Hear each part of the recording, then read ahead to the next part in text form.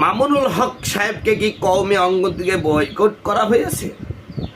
এমন একটা প্রশ্ন ঘুরপাক খাচ্ছে যে মামুনুল হক সাহেবকে কি কওমি অঙ্গন থেকে বয়কট করা হয়েছে নাকি, এমন একটা প্রশ্ন আপনারা দেখতে পাচ্ছেন সোশ্যাল মিডিয়ায়। আপনারা জানেন যে জাতীয় উলামা মাসায়েখ কনভেনশন হচ্ছে, সেখানে চরমনার পীর নাইবে আমির আর কি ফয়জুল করিম প্রধান বক্তা, আরও নাম করা অনেক বক্তা আছে, জমিয়তুল উলামায়ে কেরাম আছে। প্রধান অতিথি হিসাবে উপস্থিত থাকবেন হেফাজতের মহামান্য আমির আল্লামা মহিবুল্লাহ বাবুনগরী। তো বন্ধুগণ, আমার ভাইয়ের আমার, এই পোস্টারে মামুনুল হককে দাওয়াত দেওয়া হয়নি। তো সোশ্যাল মিডিয়ায় একটা লেখা ভাসতেছে, সেই লেখাটা হলো যে এত বড় একটা কনফারেন্সে মামুনুল হক সাহেবকে না রাখাটা বেইনসাফি। যেখানে জামাত প্রত্যেকটি মিটিংয়ে ওনাকে সামনের সারিতে রেখে যথার্থ মূল্যায়ন করে, কিন্তু ওনার নিজ বাড়িতে জায়গা হয়নি, এমনটা মেনে নেওয়া যায় না, যদিও বিষয়টি নিয়ে অনেকের মিশ্র প্রতিক্রিয়া রয়েছে।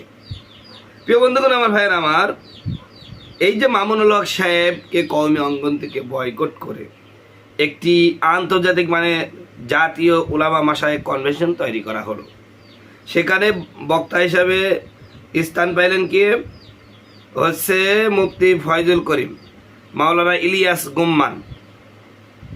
ইনাদের মতন লোক পাকিস্তান থেকে নিয়ে আসবেন, ইনারা স্থান পাইলেন, অথচ বাংলাদেশের একজন জাতীয় নেতা।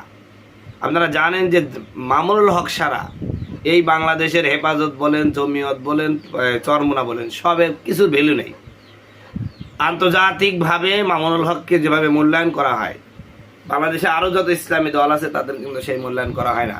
আমরা দেখতেছি যে বিদেশি যত কূটনীতিক রাষ্ট্রদূত আছে মামুনুল হকের সাথে কিন্তু দেখা করতেছে, তারা মামুনুল হককে যে মূল্যায়নটা করতেছে অন্যদেরকে মূল্যায়ন করছে না। তাই আমি বলি যে মামুনুল হক ছাড়া জাতীয় উলামা মাসায়েখ কনভেনশন মূলত লবণ ছাড়া তরকারি। জাতীয় উলামা মাসায়েখ কনভেনশন মামুনুল হক ছাড়া মূলত লবণ ছাড়া তরকারি। লবণ ছাড়া তরকারি যেমন হবে, এই জাতীয় উলামা মাসায়েখ কনভেনশন হবে, কারণ এদেরকে কেউ চিনে না। এই জাতীয় উলামা মাসায়েখ কনভেনশনে মামুনুল হককে বাদ দিয়ে যে সমস্ত আলেমদের দাওয়াত দেওয়া হয়েছে, এদেরকে তো বাংলাদেশ ছাড়া বাংলাদেশের বাইরে কেউ চেনে না, এবং মামুনুল হককে আন্তর্জাতিকভাবে সবাই সমীহ করে। প্রিয় বন্ধুগণ, আমার ভাইয়েরা আমার, এই যে কনভেনশন কি উদ্দেশ্যে আমি আপনাদেরকে বলি পোস্টারে, এই যে কনভেনশন, এই কনভেনশনে মূল কথা হচ্ছে তিনটা বিষয়। এক নম্বর হলো আহলে সুন্নাত ওয়াল জামাতের আকীদা বিশ্বাস সংরক্ষণের গণসচেতনতা সৃষ্টি করবে। এই কনভেনশনের মাধ্যমে আহলে সুন্নাত ওয়াল জামাতের আকীদা বিশ্বাস সংরক্ষণের গণসচেতনতা সৃষ্টি। আচ্ছা বলেন, মামুনুল হক ছাড়া এই কথাগুলো সুস্পষ্টভাবে উপস্থাপন করতে পারে? এখানে তো একটা বক্তাও এরকম নেই। 2 নাম্বার, ইমান বিধ্বংসী ও সন্ত্রাসী সংগঠন হিজবুত তাওহীদকে নিষিদ্ধ করতে হবে। তো হিজবুত তাওহীদ সম্পর্কে মামুনুল হকের কথা আর অন্যদের 100 কথা সমান। 3 নাম্বার, সংসদে পাশ হওয়া ট্রান্সজেন্ডার যে আইন আছে, এই আইন বাতিল করতে হবে। এবং আপনারা জানেন যে বিএনপির ওই যে শামা ওবায়েদ চুলালা মহিলাটা খুব পক্ষ অবলম্বন করছে ট্রান্সজেন্ডার। আমি বিএনপিকে বলবো, যদি হাসিনার পরিণতি না ভোগ করতে চান, শামা ওবায়েদকে থামান। এই মহিলাটা বিএনপিকে নষ্ট করছে, হাজারো যুবকদের নষ্ট করছে। একজন মুসলমানের মেয়ে হিসাবে তার যে চলাফেরা, এটা অত্যাধিক ঘৃণিত চলাফেরা। এ চলাফেরা পছন্দ নয়। আমি বলছি, তিনি প্রতিমন্ত্রী, পররাষ্ট্রমন্ত্রী, প্রতিমন্ত্রী, সেই বিষয় দিয়ে থাকুক। ট্রান্সজেন্ডার নিয়ে যদি মাথা ঘামায়, বাংলাদেশের তাওহীদি জনতা বসে থাকবে না। আমি আলেমদেরকে বলবো, বিএনপি যতই মহিবুল্লাহ বাবুনগরীকে কোলের মধ্যে নিক, হেফাজতকে যতই সমীহ করুক, শামা ওবায়েদের মতন এই নেত্রীগুলোকে যদি তারা এখনই না থামিয়ে দেয়, তাহলে আমাদের সাথে তাদের কোনো আপোষ চলবে না। আমরা ইসলাম বিরোধী কোনো আইনের ব্যাপারে কাউকে বিন্দু মাত্র ছাড় দিতে চাই না, এবং দেবও না।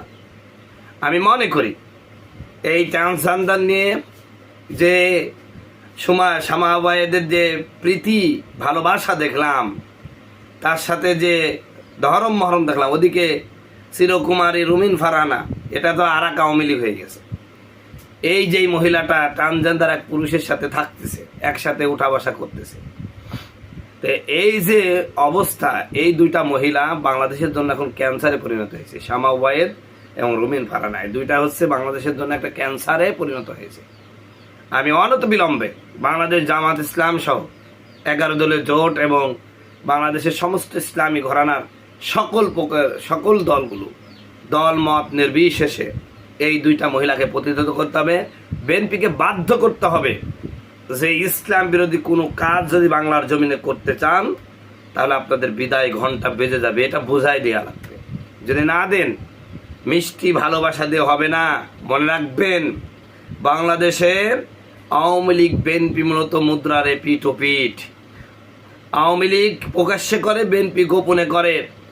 প্রকাশ্য শত্রুর চেয়ে গোপন শত্রু কিন্তু ইসলামের জন্য বড় কঠিন বিষয়।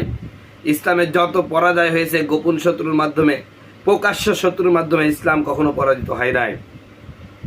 সম্মানিত বন্ধুগণ, আমার ভাইরা আমার, তো যাই হোক, এই যে মামুনুল হককে বয়কট করে তার নামটা পোস্টারে দিলেন না, তাকে দাওয়াত না দিয়ে আপনারা যে জাতীয় ওলামা মাসায় কনভেনশন করছেন, এই কনভেনশনে তেমন সাড়া ফেলবে না।